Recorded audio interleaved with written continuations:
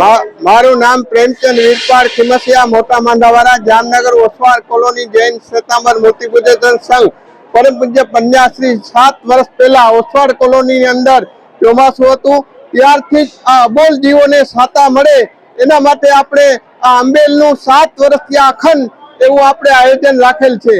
આજે લગભગ 1100 આંબેલ સામુદાયિક થશે અને સર્વે जुदा जुदा दाताओं तरफ लाभ लेवामां आवेल छे।